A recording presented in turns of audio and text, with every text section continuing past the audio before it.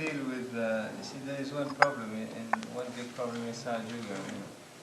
It's those who are devoted to you at the expense of others. Those who are devoted to me?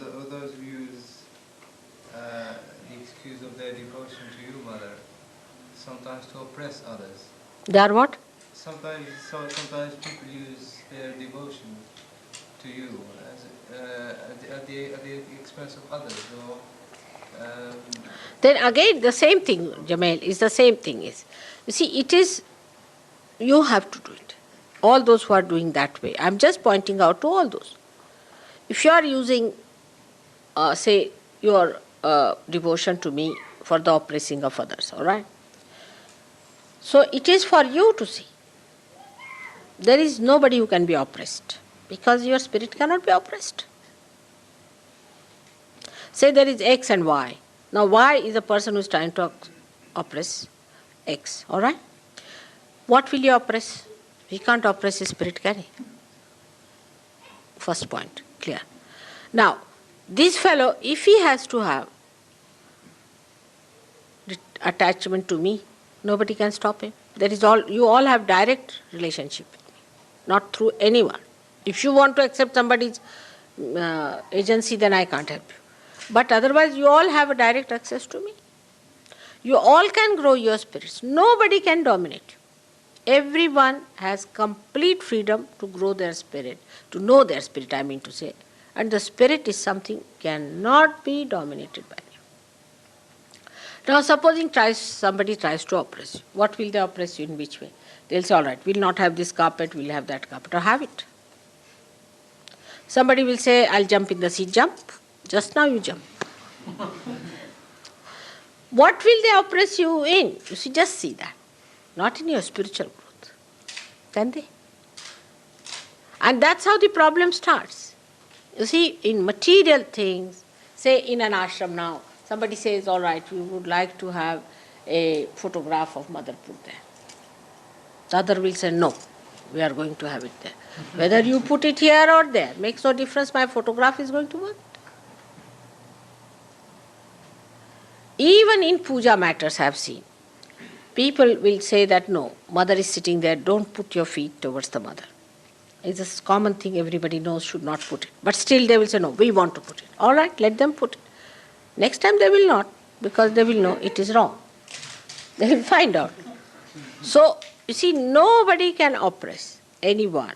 I am here to correct. Once you understand that you are not perfect, the other is not perfect. We are all perfecting ourselves. We are all coming up. Mother is there to look after us. Then we will never think like that. Now, I have also seen people will say that there are two Sahaja Yogis talking to others, Sahaja Yogis. Now, one is a very oppressive one. The another one is upset to see that this one is oppressive. Now, for that purpose, if you are quiet, silent, you will always dominate him.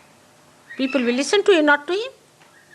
But even if you start saying, oh, you don't say like that, and this, they will think these are fighting cocks. Then at that time, your wiser this thing will even give him a chance to understand. But what happens, one person dominates, another tries to dominate them by outward things.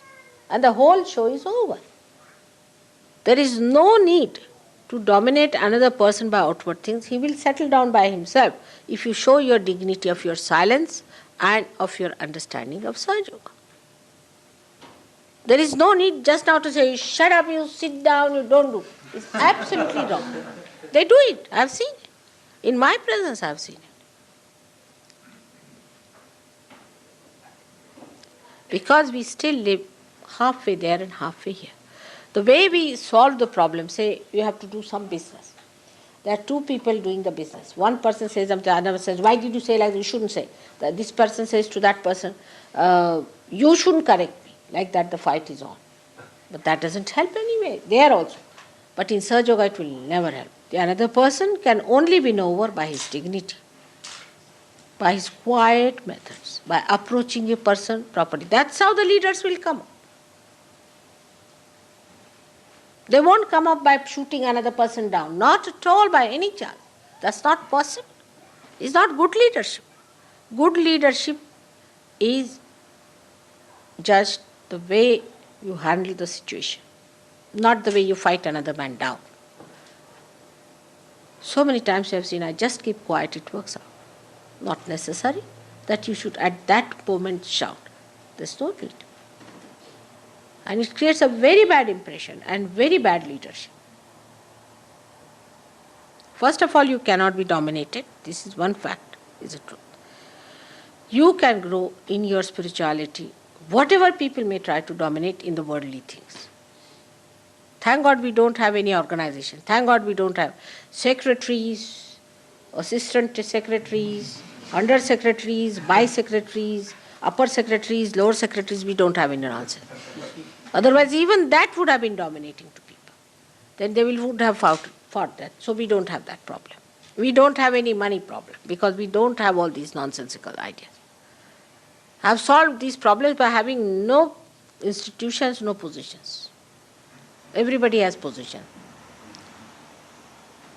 But the greatest position is of your spirit, which you establish. The attention is not there, it's more ego-oriented. The whole stuff is ego-oriented. You can't fight ego with ego. You cannot. You can only fight ego or superego with spirit. How much do I dominate you? I absorb all your aggression also. And how much do I dominate you? If I have to correct you, I go forward and do it and tell you that I am correcting you, whether you like it or not. And you see the result, it's all right. But if you have that capacity, do it. Then there is lacking in you that you cannot do that way. So be prepared not to at least spoil the show of Sahaja. One person is talking too much, all right, the others will say he is good for nothing, but another one is a sensible. But if you both are fighting, I don't. That doesn't show any wisdom or growth, isn't it? Does it?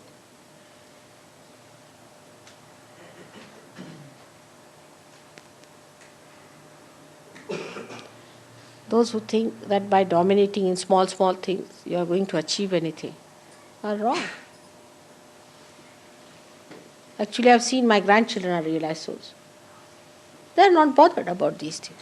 They don't do this. This kind of a fight they don't have. That where to keep these, what to do this, they don't have.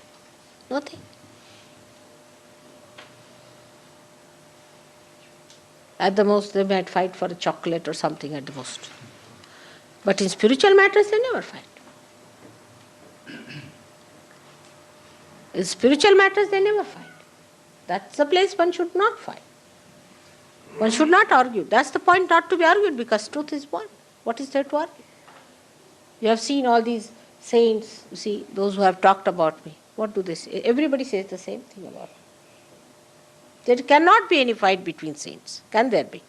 If the truth is one, how can there be fight? But because one is inadequate, another is dominating.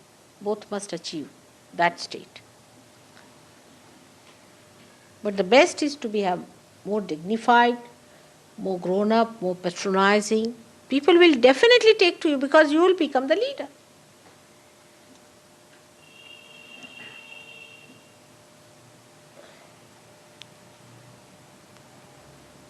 Arguments are not going to lead you anywhere, I can tell you this much. No use arguing among yourselves. If you have to argue with others, not among yourself. Otherwise, no. What else?